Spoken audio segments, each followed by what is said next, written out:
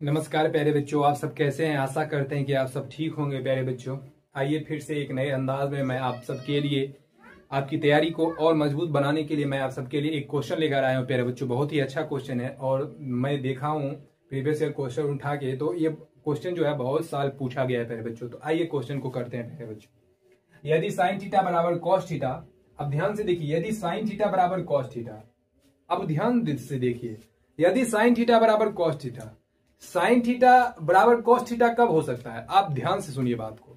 Sine theta बराबर cos theta कब हो सकता है, यानी कि जब दोनों का मान एक ही हो।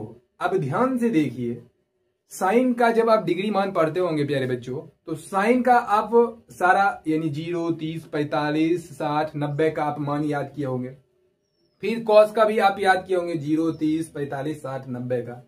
तो आप साइन और कॉस में ऐसा किसका मान आप देखे थे, किस डिग्री का आप मान देखे थे जो दोनों में सेम था।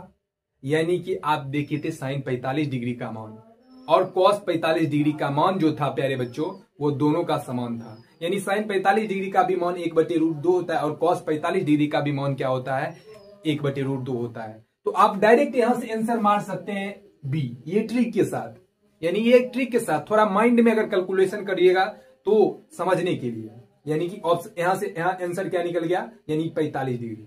अब ध्यान से देखिए, अब इसे डिटेल में कैसे करते हैं। यदि साइन थीटा बराबर कॉस थीटा, अब ध्यान से देखिए, जीरो जो होगा, 0 से बड़ा होना चाहिए थीटा का मान। यानी कि 0 से बड़ा होना चाहिए थीटा का मान, चाहे 0 के बराबर भी होना चाहिए। ध्यान से देखिए, 0 से बड़ा होना चाहिए थीटा का मान, यानी थीटा का जो भी मान होगा वो 0 से क्या होगा, बड़ा होगा। यानी थीटा का जो भी मान होगा वो 0 से क्या होगा, बड़ा भी होगा। और ये बराबर का चिन्ह है, बराबर भी होगा। अब ध्यान से देखिए, थीटा का जो मान होगा, थीटा का जो भी मान होगा वो 90 डिग्री से छोटा होगा। 90 डिग्री से क्या होगा, छोटा होगा। थीटा का जो भी मान होगा वो 90 डिग्री से छोटा होगा और 90 डिग्री के बराबर भी हो सकता है। ये किसका चिन्ह, बराबर का चिन्ह।